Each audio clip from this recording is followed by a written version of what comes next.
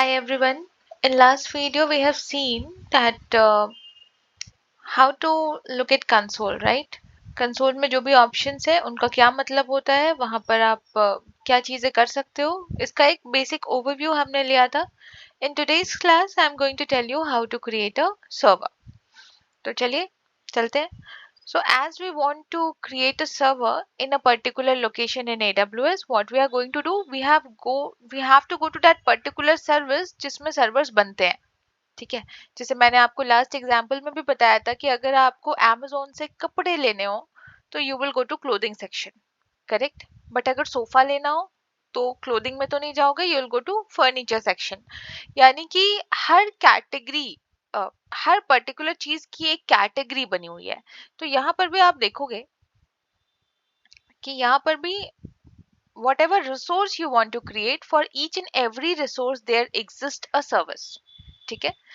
तो आप यहाँ सर्विसेज पे क्लिक करो. सर्विसेज पे क्लिक करने के बाद see there are multiple services, more than 200 services are there in AWS, but you do not need to know about each and every of them, right.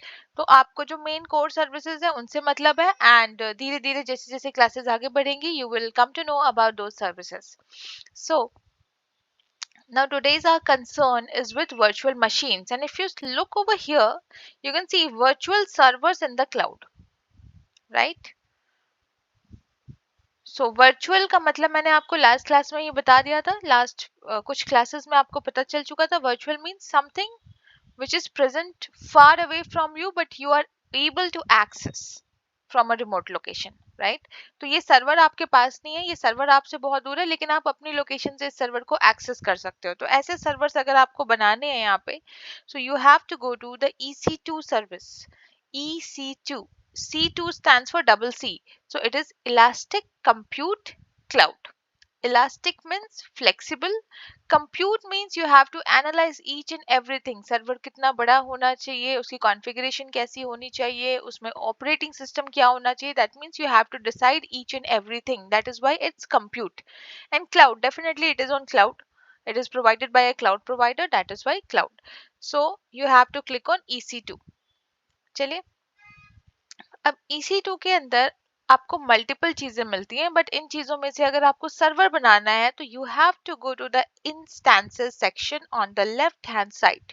You can see it over here. तो what are instances? Actually servers को AWS में instances बुलाते हैं. ठीक है. इन्हीं servers को अगर आप कल को Azure पढ़ते हो तो Azure में VMs बुलाते हैं. VMs या virtual machines. Now if someone asks you what is the difference between a server, a virtual machine and an instance, there is absolutely no difference. इन तीनों में कोई डिफरेंस नहीं है, ये बस बुलाने का फर्क है, ये बस नाम डिफरेंट है, राइट. तो AWS में आप इंस्टेंस बोलोगे, सर्वर को सर्वर भी बोल सकते हो, बट लिखा जाता है इंस्टेंस. जो आपको ऑप्शंस मिलेंगे वो इंस्टेंस रिलेटेड मिलेंगे. Now let's click over here. मैं यहाँ पर क्लिक करूंगी तो आपको ये सेक्शन नजर आएगा. अगर आपने पहले से कोई भी सर्वर बना रखा होता तो वो सर्वर आपको यहाँ पर नजर आ जाता, बट अभी अपने पास पहले से बने हुए कोई सर्वर नहीं है. So what we need to do, will need to go here on the right hand side and will click on launch instances. Now you see, जब आप लॉन्च इंस्टेंस पे क्लिक करते हो it will ask you multiple things. ठीक है. आपके पास बहुत सारे ऑप्शंस आ जाते हैं चूज करने को, आपको बहुत सारे फील्ड्स मिल जाते हैं. तो अब मैं डायरेक्टली इनको फिल करके अगर आपको दिखा दूंगी तो मे बी आपको उनके बेसिक्स ना समझ में आए. इसीलिए व्हाट आई एम प्लानिंग कि मैं आपको पहले हर एक फील्ड को अलग से समझाऊंगी, एंड देन सर्वर बनाना तो 1-2 मिनट का काम है, वो बन जाएगा, राइट. बनाने में टाइम नहीं लगता, सर्वर रेडी होता है 4 मिनट्स के अंदर. ठीक है. तो पहले हम इसको एक एक करके डिटेल में समझ लेते हैं कि ये फील्ड्स क्या है और हमें यहाँ पर क्या चूज करना चाहिए. And then we'll come here, we'll put all the values and we'll click on the launch instance and our server will be created. ठीक है. So let's go to the whiteboard and let us start understanding these key points for creating servers. Okay. So the first one we need to talk about is reason. अब आप सोचोगे reason के बारे में हम तो पहले ही जान चुके हैं. आप जान चुके हो, बट थोड़ा सा और डिटेल में इसको समझते हैं. So I can say area enclosing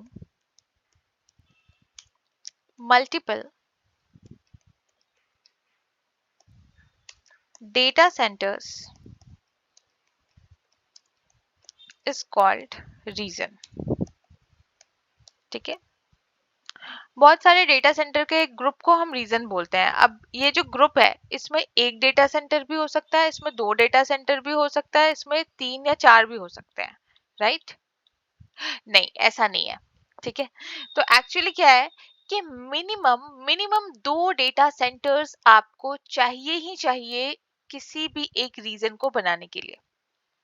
A reason can never have a single data center. ये बात आप याद रखना. ठीक है, कभी भी सिंगल डेटा सेंटर का कोई रीजन नहीं हो सकता है. So it is always a pair or a group of data centres.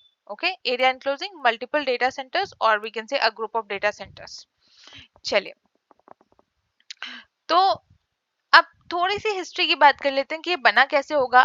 आपके मन में एक क्वेश्चन आ सकता है कि मैम आप कह रहे हो कि किसी रीजन में दो भी डेटा सेंटर हो सकते हैं, किसी में तीन भी हो सकते हैं, किसी में चार भी हो सकते हैं, किसी में छह भी हो सकते हैं.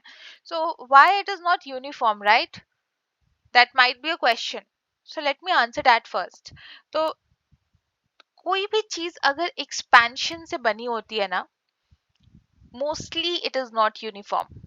फॉर एग्जाम्पल, जैसे हम बोले कि इंडिया में जितने स्टेट्स हैं, क्या बांग्लादेश के अंदर भी उतने स्टेट्स हैं?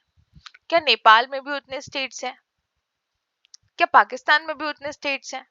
No, not necessary, right? अलग अलग हो सकते हैं, कम ज्यादा हो सकते हैं. राइट? व्हाई? बिकॉज ये ज्योग्राफिकल एक्सपेंशन से बने हुए हैं. करेक्ट? तो जिस तरीके से वो ज्योग्राफिकल एक्सपेंशन से बने हैं, उसी तरीके से ये जो आपके डेटा सेंटर्स हैं, ये भी एक्चुअली क्या है, किसी बंदे ने या बंदे ने नहीं, सॉरी, मान लो इन्होंने क्या किया होगा, पहले एक डेटा सेंटर बनाया होगा, लेट अस सपोज. ठीक है, अब ये डेटा सेंटर ने बिजनेस अच्छा कर लिया, तो ये क्या करेंगे, ये कुछ और डेटा सेंटर्स बनाएंगे. राइट? इन्होंने और डेटा सेंटर बनाया, इसने भी बिजनेस अच्छा कर लिया, तो इन्होंने और एक्सपैंड किया, और डेटा सेंटर्स बनाए.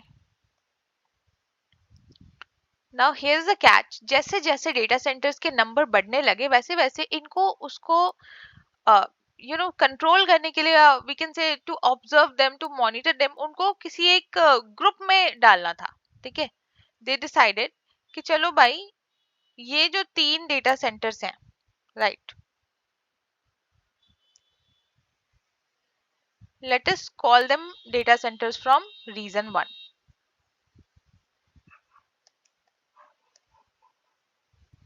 Okay, again